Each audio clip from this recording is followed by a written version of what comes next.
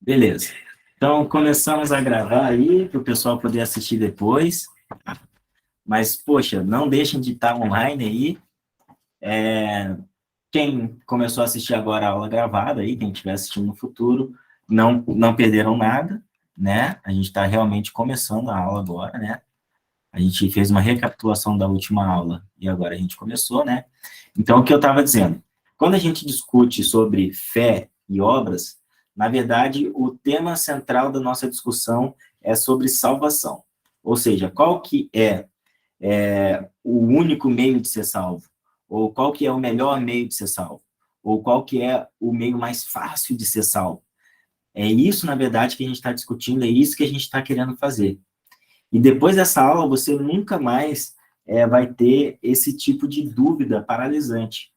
Porque depois dessa aula você vai perceber que é um tanto quanto ridículo a gente ficar retido, né, paralisado nessas questões, né?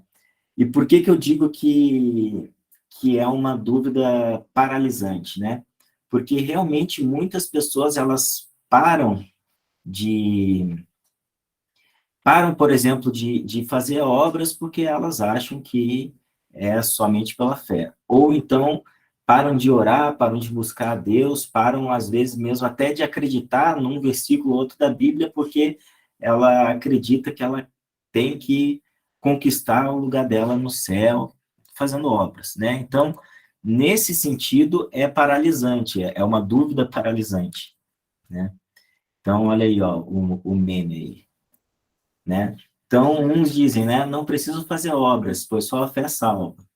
Os outros dizem, eu vou conquistar meu lugarzinho no céu fazendo caridade, né? Então, são dois polos opostos. Vamos pegar alguém aqui, alguém gostaria de fazer um comentário sobre isso aqui? Fique à vontade, pessoal. E aí, Célio, qual que é tua opinião aqui, ó? Precisa fazer obra, não precisa? É pelo mérito, é pela graça? Aí, ó.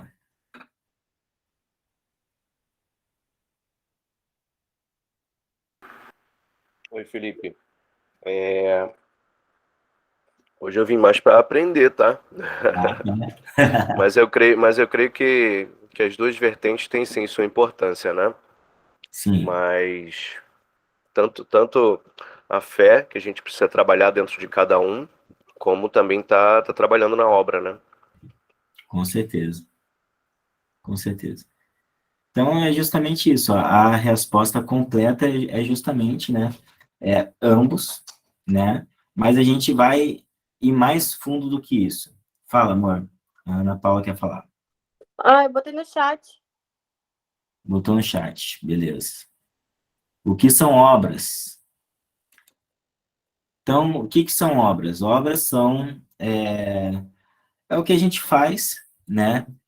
São as boas ações que a gente faz, como existem vários tipos de obras, a gente vai estar batendo mais à frente sobre isso, mas visitar um preso, visitar um doente, dar uma roupa para quem precisa, né? Trabalhar na igreja é uma obra, né? Fazer parte de um ministério é uma obra, né? Então, obras é isso, é o que nós, como seres humanos, fazemos, digamos assim, com o nosso esforço, com o nosso tempo, né? Temos que ter fé naquilo que estamos fazendo. Olha, eu acho que uma coisa leva a outra. Tanto nós temos que ter fé naquilo que estamos fazendo, tá? É importante, mas também o não ter fé não justifica você não fazer também, né? Deixa eu dar um exemplo.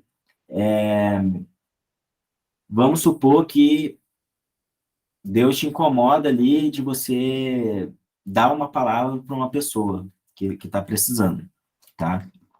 Então, às vezes você, poxa, essa pessoa não vai se converter, essa pessoa não vai receber a minha palavra. Então, você não precisa ter fé para você fazer, você faça e ore para ter fé depois, entendeu? Então, é por isso que a gente não pode ficar com essa dúvida paralisante. Se a gente não tiver fé, a gente faz mesmo assim a obra, e tendo fé, a gente não se exime de fazer a obra. A Ana continua com a mão levantada, não sei se ela ainda tem uma pergunta, e o Célio levantou a mão durante algum instante. Queria fazer alguma pergunta, Célio? Não. Oi, Felipe.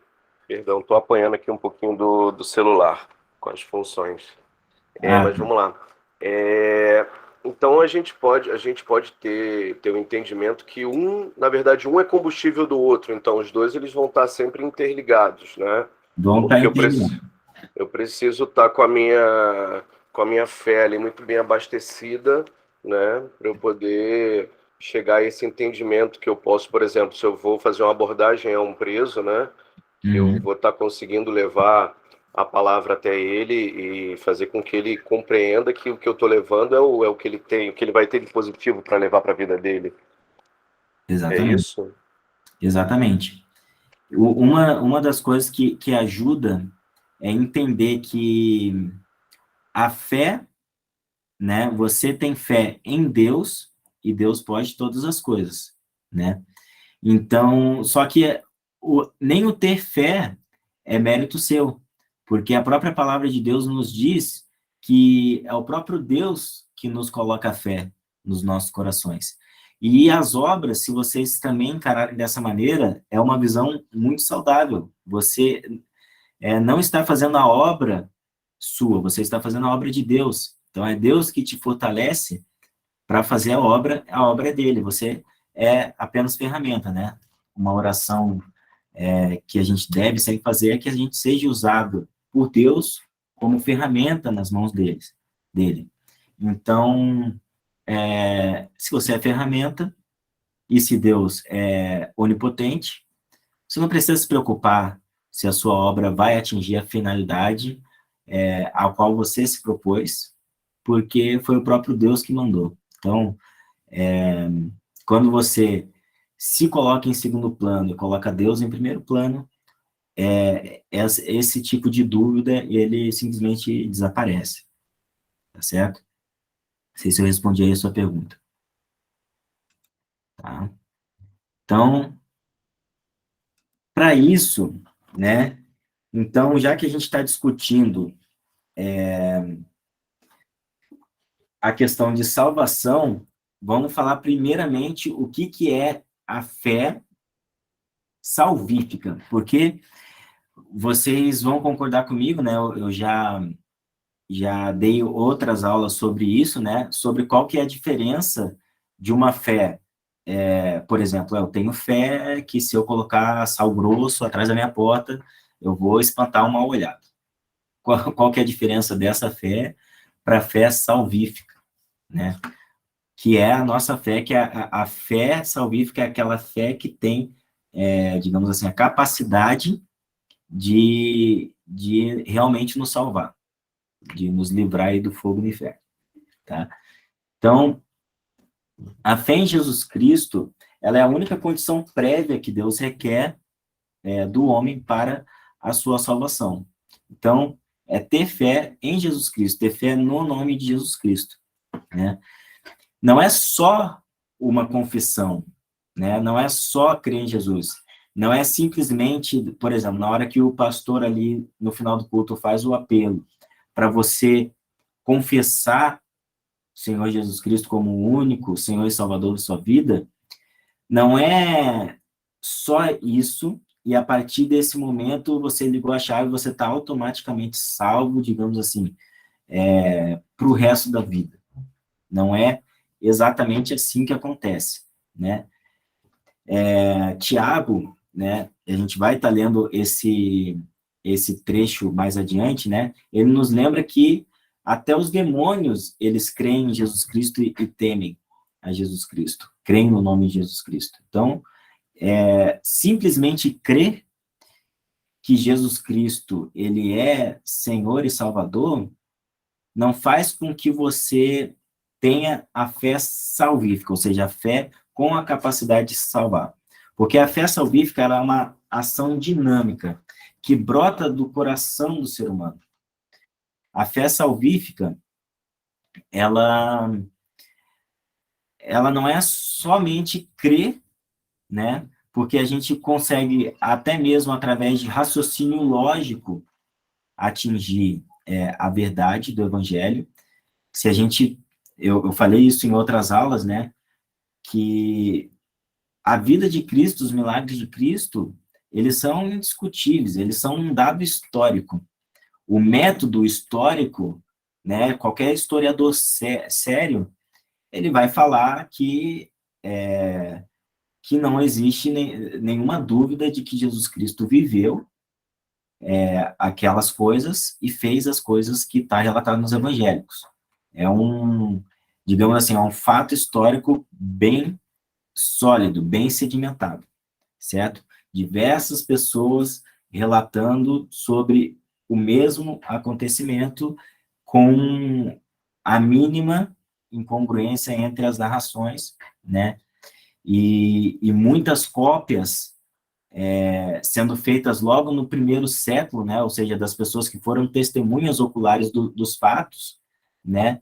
Faz com que seja um dado histórico, né? Então, acreditar nisso não faz com que você, não tem o poder de fazer com que você seja salvo. Você tem que ter uma ação dinâmica, né? E o que é essa ação dinâmica? Tá? Vou passar o slide aqui.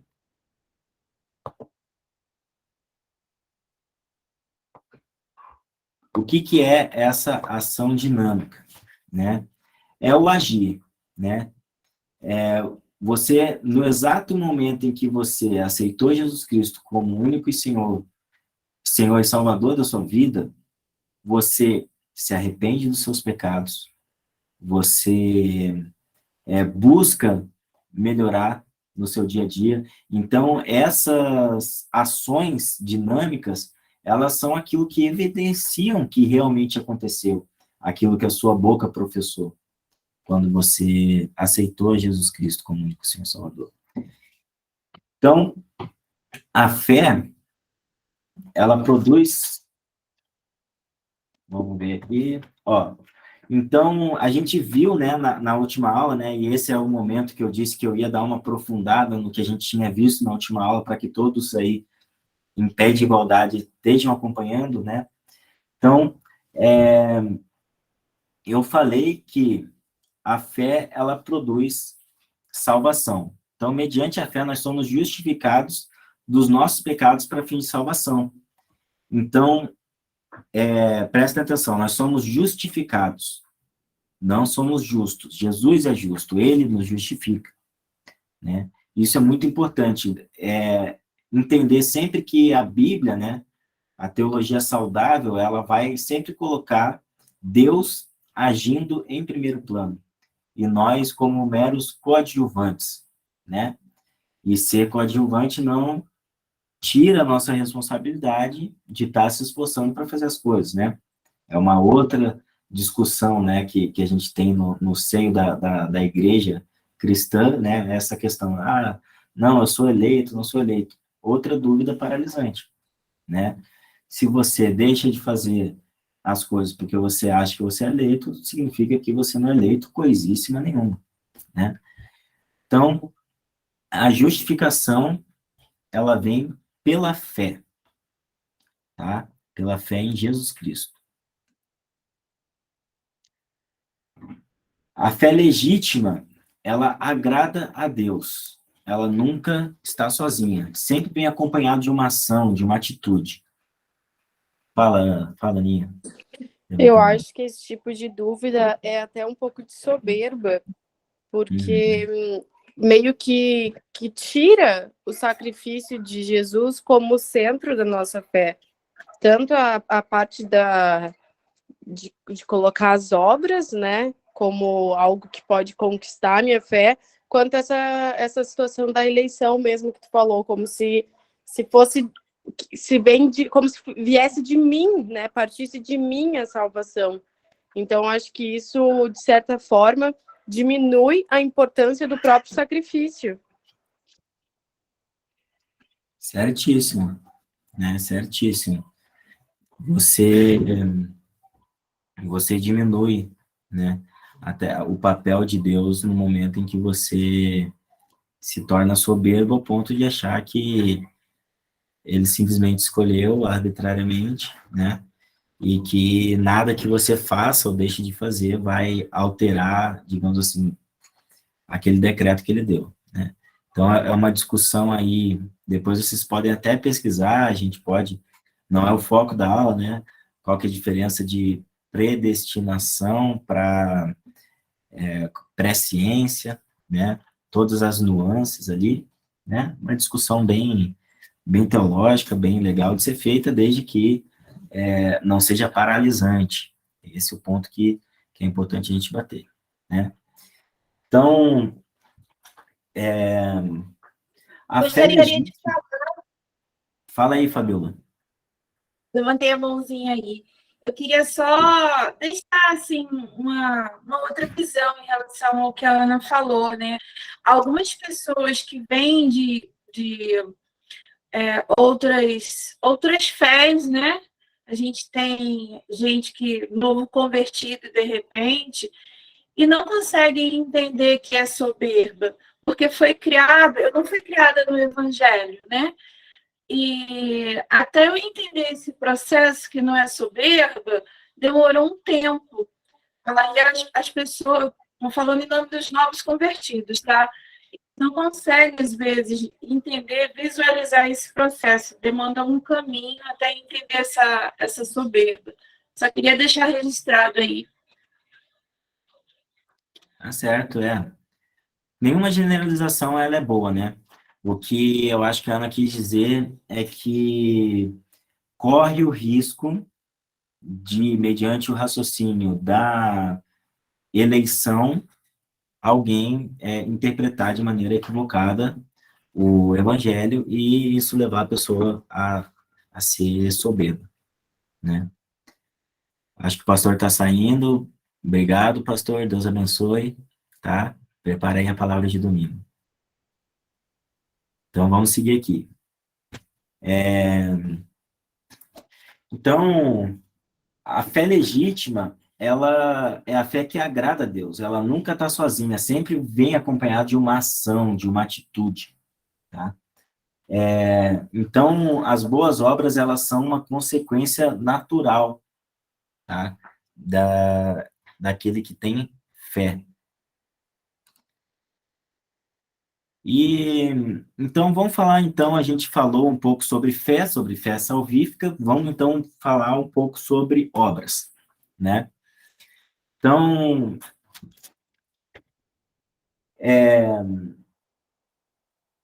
o que é importante a gente ressaltar aqui? Que as obras da lei, elas não podem justificar ou nos colocar numa posição de justiça diante de Deus. Então, por exemplo, a gente tem ali os 10 mandamentos, né? Então, amar a Deus sobre todas as coisas, não tomar o seu santo nome em vão, guardar os domingos e festas, honrar pai e mãe, não matar. São coisas que a gente deve fazer, como, por exemplo, honrar pai e mãe, e coisas que a gente deve não fazer, como, por exemplo, não matar. Isso são o quê? São ações, são atitudes, ou seja, se encaixam nessas obras. E quando a gente fala em obra da lei, né,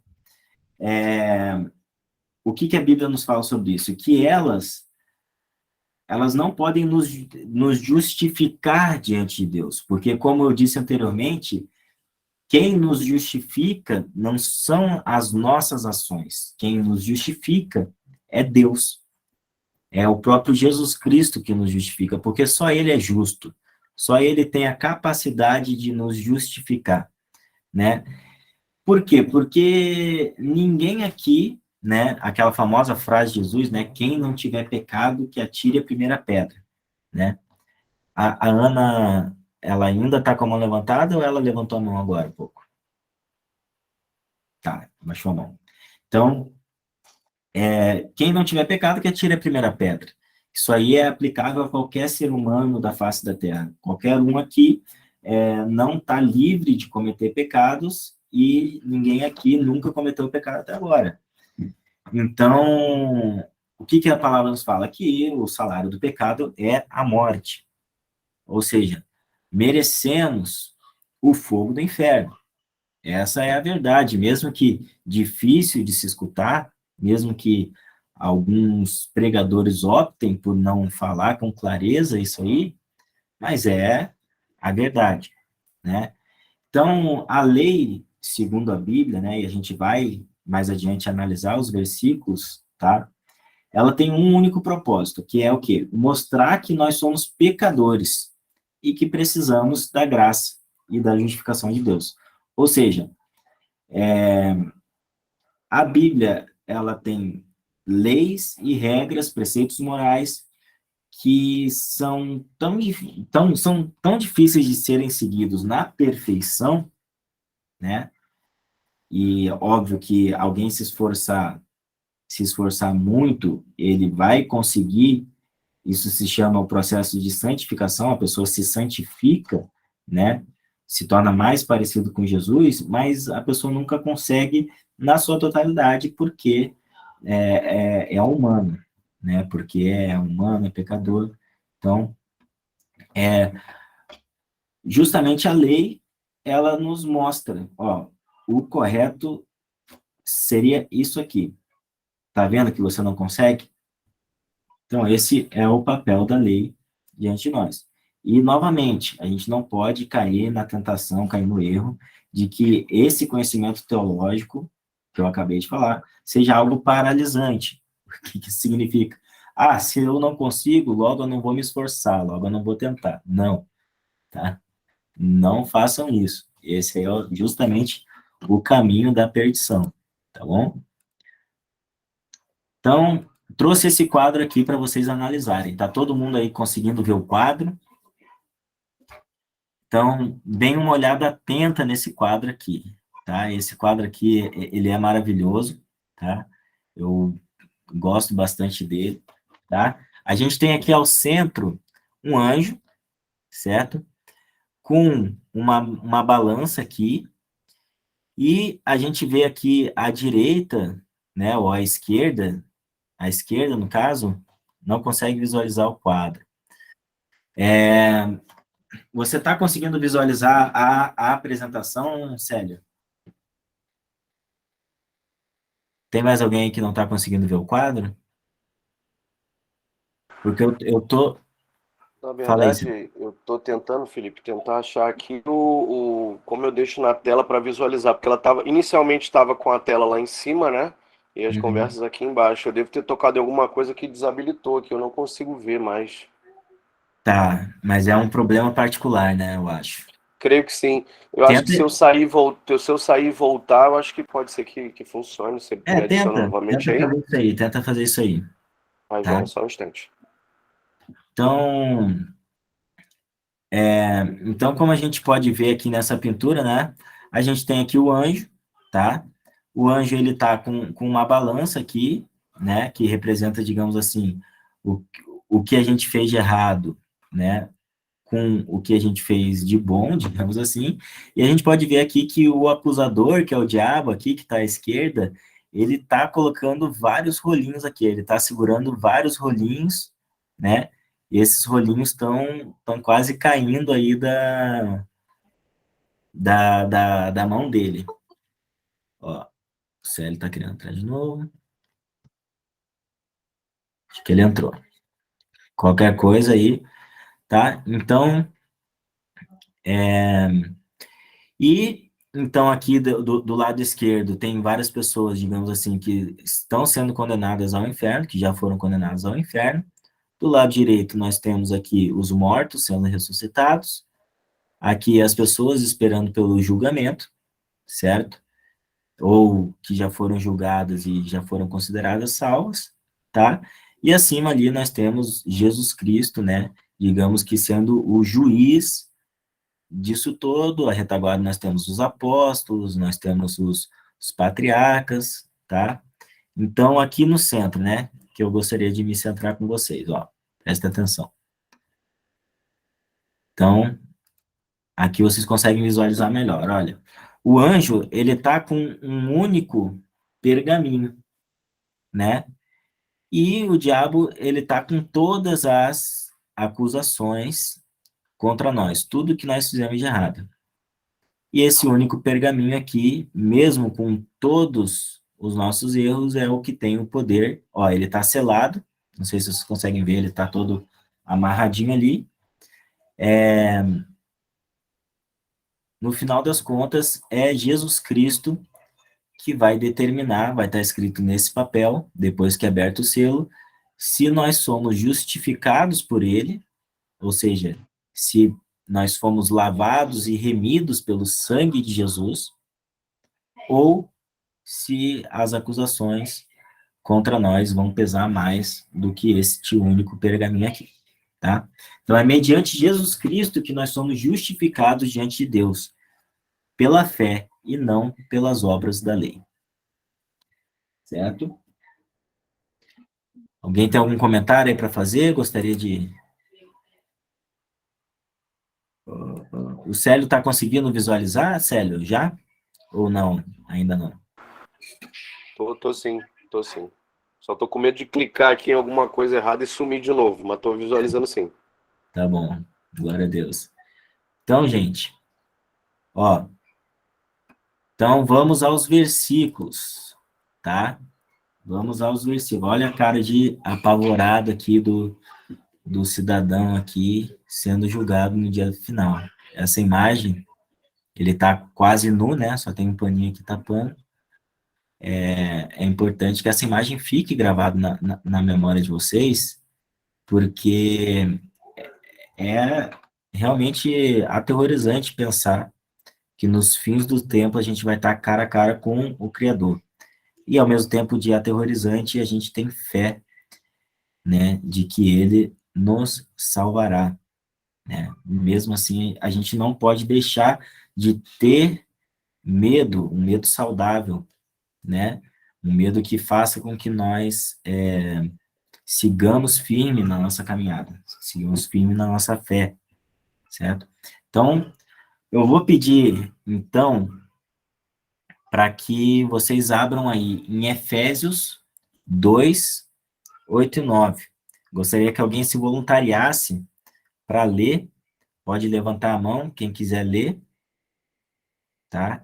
E daí os outros também, ó, Romanos 5 e 1 e Romanos 3, 22 e 24. Então, se vocês puderem abrindo nesses versículos aí, na ordem que vocês levantarem a mão, eu vou estar liberando o microfone aí de vocês para lerem, tá?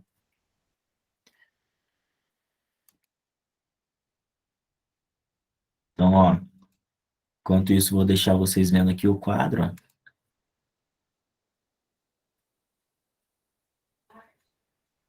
No chat, vamos ver. Temor, isso. Então, o temor é esse, digamos, medo saudável aí. Eu posso ler Romanos, se alguém quiser ler o primeiro. Beleza, Laílson. Vai ler Romanos? Pode ler, então, Romanos. Posso ler? Enquanto isso, outra pessoa já vai procurando os outros dois. Efésios, tá? Tá. Beleza. Pode ler aí. Romanos 5, Tá, 1. beleza. Justificados, pois, mediante a fé, temos paz com Deus por meio de nosso Senhor Jesus Cristo. Então, justificados pela fé, como é que é? Justificados, pois, mediante a fé, temos paz com Deus por meio de nosso Senhor Jesus Cristo. Então, temos paz com Deus mediante a justificação pela fé. Ou seja, é como se Deus estivesse em guerra, né, conosco, né, com o pecador, mas através de seu Filho, né, que ele mesmo enviou para a cruz para nos salvar, nós somos justificados e conquistamos, então, a paz, né, com Deus. Romanos 3, 22, então, Lailson, pode ler também. Tá, deixa eu pegar aqui. Daí, levanta a mão aí quem for ler Efésios, que senão eu vou abrindo aqui na minha Bíblia. Posso ler Romanos 3, 22 e 3, 24, né? 22 ao 24. Tá, eu vou ler então. A justiça de Deus mediante a fé em Jesus Cristo, para todos e sobre todos os que creem, porque não há distinção, pois todos pecaram e carecem da glória de Deus, sendo justificados gratuitamente por sua graça, mediante a redenção que há em Cristo Jesus. Então, todos pecaram, absolutamente todos pecaram e estão destituídos da glória de Deus, né? Então, sem exceções, né? É nisso que nós cremos e somos justificados por Jesus Cristo. A Ellen levantou a mão, então ela já está com Efésios aberto. Pode abrir o microfone aí. Amém. Pois, pela graça de Deus, vocês são salvos por meio da fé. Isso não vem de vocês, mas é um presente dado por Deus. A salvação não é o resultado dos esforços de vocês. Portanto, ninguém pode se orgulhar de detê-la. Então, como aí... tem mais coisa aí? Não, só isso, só. Tá. Então, o que esse versículo nos diz? É maravilhoso, né? Primeiro, ele nos diz que a nossa própria fé em Deus é dom dele, dom gratuito dele. Ou seja, que nem a fé a gente pode se orgulhar de ser, digamos assim, uma ação que a gente fez em favor da nossa salvação. E ele fala que a gente não deve se orgulhar da nossa salvação, porque a nossa salvação, ela vem de Deus, né? Então, seja pela fé, seja pela obra, ou como a gente vai aprender aqui, a fé que se manifesta nas obras, né? Nós somos salvos mediante a graça de Deus, né? Mediante a fé em Jesus Cristo, a justificação de Jesus Cristo. Beleza? Todo mundo está acompanhando aí? Então vamos seguir adiante.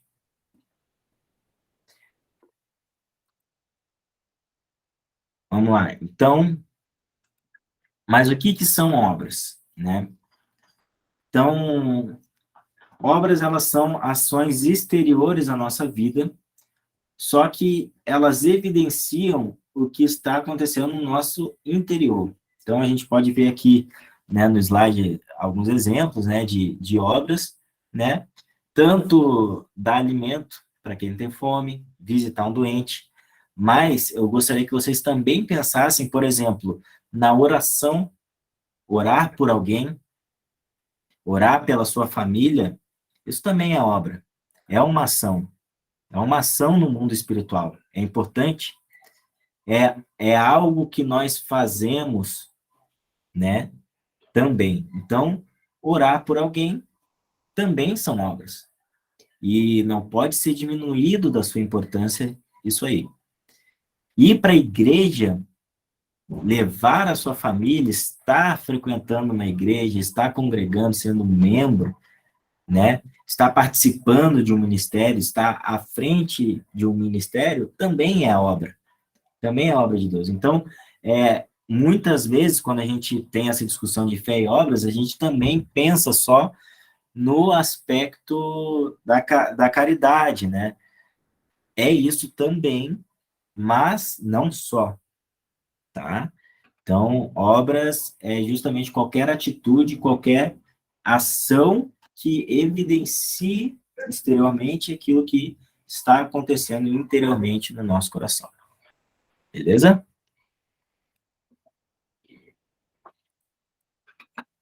Vamos lá, então, Tiago 2, 14 a 26, tá?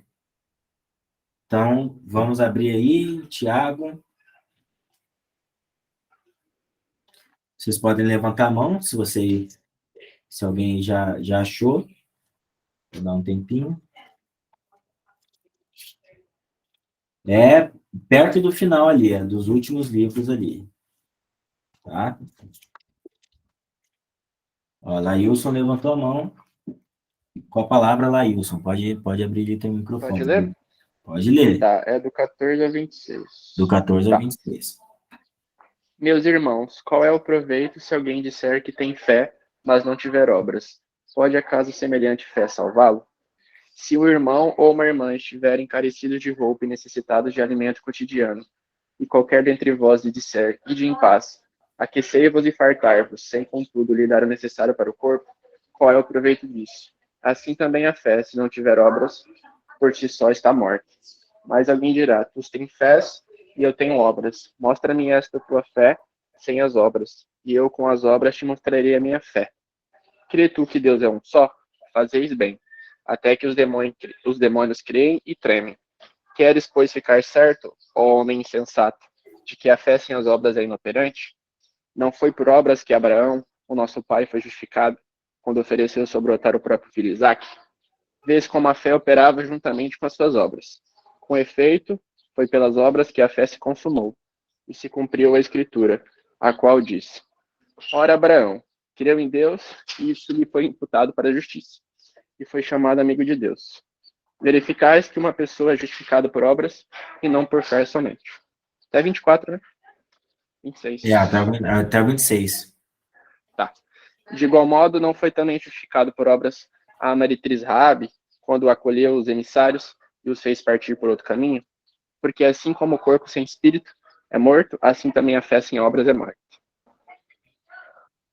Glória a Deus. Então, a gente vê aqui, né, digamos assim, esse versículo, essa parte da Bíblia, é uma parte que ela causou um grande problema teológico, né, para alguns teólogos que, digamos assim, justamente defendiam que é somente pela fé e que, digamos assim, de alguma maneira colocando as obras em segundo plano.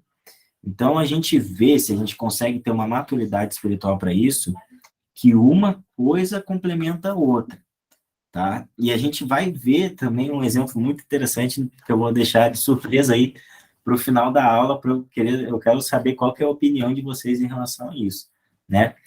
A gente vê, ele cita o caso de Abraão. Poxa, Abraão é antes da lei. Em Abraão não existia lei, não existia Bíblia, não existia Torá, não existia nada. Existia somente um homem com fé, confiando na palavra de Deus. E Deus disse que ele ia ser pai de multidões. Ele prometeu que através de Isaac, seu filho, ele ia fazer uma grande nação. E logo depois ele pede para que ele sacrifique o próprio filho. Abraão teve tanta fé que ele acreditava que Deus poderia ressuscitar o filho dele.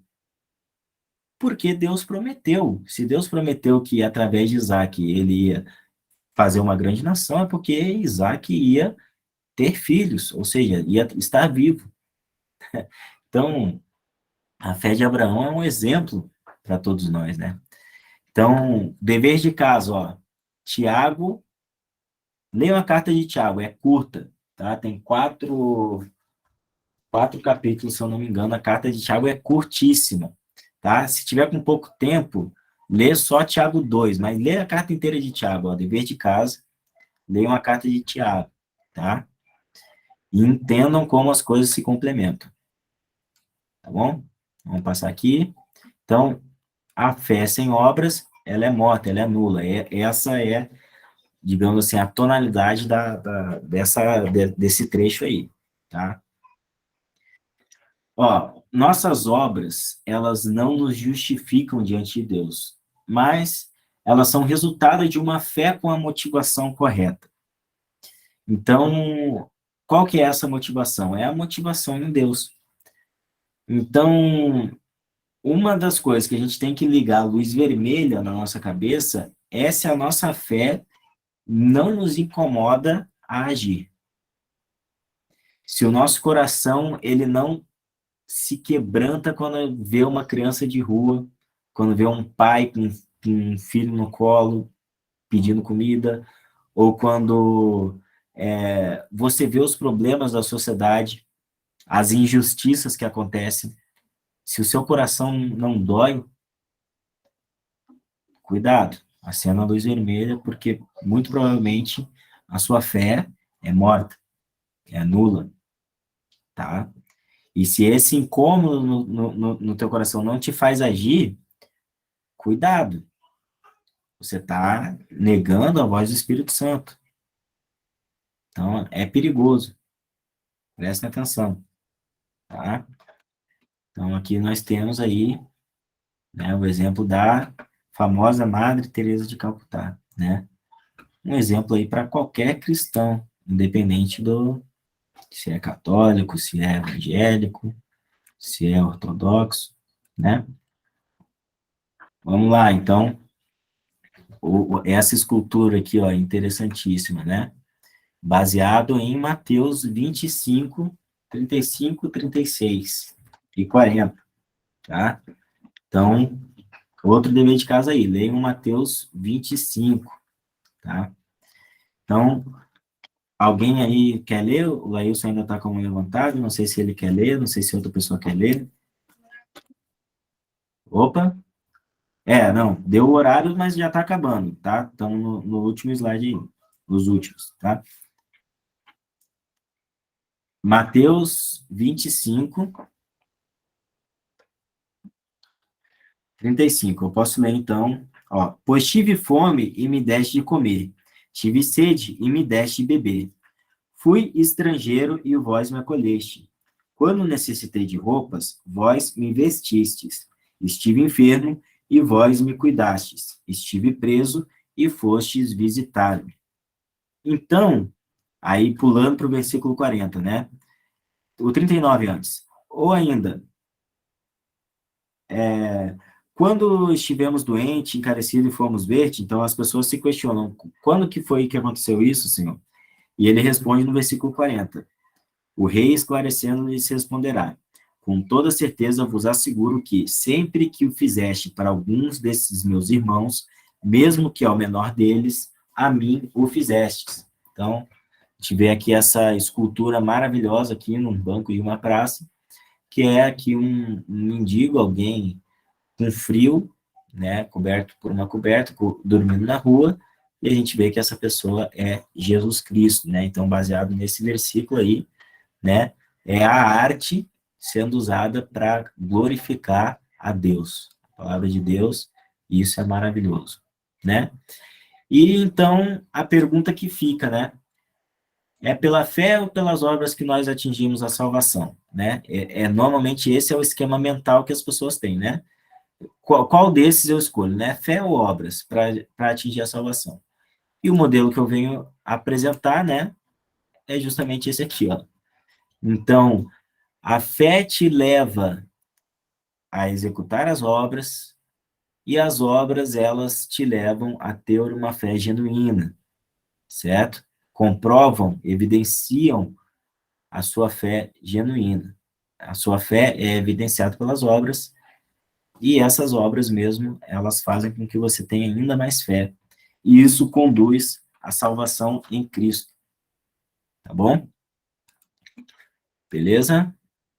Então, terminando aqui o último slide. Pergunta que eu tenho aí para vocês, eu gostaria que alguém tentasse aí responder, tá? E o ladrão na cruz, né? Você se lembra que Jesus foi crucificado com mais dois, um de cada lado. O do lado, acho que foi esquerdo, depois me corrija se eu estiver errado, o do lado esquerdo falou, né? Zombou dele. Ah, você não é o Cristo? Por que que você não desce daí e te salva a ti mesmo? E o outro falou, pô, não fala isso. Esse homem é um homem justo. Ele não merece estar aqui. A gente merece estar aqui. Esse homem não merece. Ele olha para Jesus e pede, Senhor, tenha misericórdia de mim quando estiveres no reino dos céus, quando estiveres no teu reino. E Jesus, naquele momento, ele olha para o ladrão na cruz e fala assim, ainda hoje tu estarás comigo no reino dos céus. Então, aquele homem foi salvo aos 45 do segundo tempo. E aí fica a pergunta, o ladrão na cruz, que foi salvo, ele teve tempo de evidenciar a sua fé através das obras? O que vocês acham? Pelo menos dois aí. Fala aí. Ó, a Fabi está querendo falar. Fala, Fabi. Eu acho que o fato dele perguntar foi a obra que ele fez, a última obra que ele conseguiu fazer. Né? Por ele ser ladrão, ele deve ter tido uma vida promíscua. Não pôde fazer muitas obras, mas a última foi a obra. Foi a obra. A obra. Excelente. A obra. Vamos ouvir uma outra opinião aí? Alguém acha diferente? O fato dele orar por ele mesmo. Pedir por ele mesmo. Certo. Muito bom, Fabi. Vai lá, a Jéssica que está querendo falar. Fala aí, Jéssica. É o Pedro.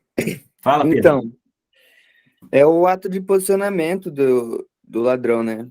De falar para o outro cara não olhar da mesma forma. Então, ele se posicionou primeiramente e aceitou, né? Aceitou o cara que estava do lado dele, que era Cristo, que era o rei de Israel e o rei da nova terra, e se humilhou diante dele. Apesar dos dois estar na cruz, um do lado do outro, ele se humilhou e ainda pediu permissão. E aí foi quando Jesus viu o posicionamento dele e o coração dele, e também aquela coisa, a gente não sabe pelo que ele roubava, mas nada que as obras justifique, não é do nosso entendimento, é sim do entendimento de Cristo. Certo. Muito bom, muito boa contribuição. Exatamente. O Célio também levantou a mão. Fala, Célio. Ele teve fé e reconheceu a Cristo como rei. Fala aí, Célio, fala. Pode falar. Na realidade, o que se percebe pela leitura do texto é que a obra dele, nesse caso, é que ele foi em defesa de Cristo, né? Quando ele disse que, olha, ele não merece estar aqui, nós sim, ele não. Né? Então, ele ainda fez a defesa de Jesus ali, naquele momento. Então, essa foi a leitura que eu tive da obra dele naquele momento. E ele teve fé também, porque ele cria que ele teria salvação. Certo, excelente. Então, todas as perguntas, elas foram na direção certa, ou seja, vocês aprenderam muito, entenderam tudo sobre a palavra. Normalmente, esse, digamos assim, é um dos argumentos principais que alguém pode usar para falar que, poxa, o ladrão da cruz não teve tempo de descer e fazer obras de caridade. Mas é justamente essa a resposta. É isso que eu quero que vocês percebam. As obras, essa ação dinâmica, ela acontece com uma fé verdadeira. Então, a resposta é que sim, ele foi salvo também evidenciando as suas obras, porque ele teve a atitude, a ação de repreender o outro ladrão, que estava zombando de Deus, e reconheceu o senhorio de Jesus Cristo mediante uma confissão pública de que ele era um pecador e de que necessitava da graça de Deus. Aí você pode pensar, e pode falar, argumentar, a obra dele foi pequena. Várias pessoas já fizeram obras muito maiores, né? Beleza, né? Você pode até argumentar isso, mas vou te levar a questionar, né? Quem que determina se uma obra é pequena ou grande? Eu vou dar esse exemplo aí do ladrão, tá? Até hoje, isso chega a me arrepiar de falar, pessoas que estão no fundo do poço se convertem por conta do testemunho desse pecador, que foi salvo no último instante da sua vida. Então, o ladrão na cruz, quando ele chegar diante de Deus, né, que está fora do tempo, ele vai ter para apresentar para Deus tantas e tantas vidas salvas mediante o testemunho dele. Muita gente que acha que não é digno, que não merece ser salvo por Jesus Cristo, quando ele tem contato com a palavra e ele lê que esse ladrão foi salvo, ele pensa, eu também posso. Então, esse foi o nosso Mergulhando na Palavra, tá, de hoje. Então, um ótimo domingo a todos e até a próxima aula, tá? Gostaria que vocês entrassem lá no grupo, tá? Quem não está ainda no grupo, entre no grupo, deixe ali sua impressão, deixe seu comentário, um áudio, isso pode ser usado depois pela comunicação, para a gente estar divulgando ainda mais o nosso ministério, tá bom? Então, Que Deus abençoe a todos, um ótimo domingo. Aproveitem aí esse domingo com a família de vocês, tá? E não deixem de ir no culto às 7 horas, tá? Vamos ver o que está aqui no Valeu, chat. gente. Até mais tarde. Eita, até mais. Amém. Até mais tarde, um bom domingo a todos. Bom domingo, bom domingo. Até mais.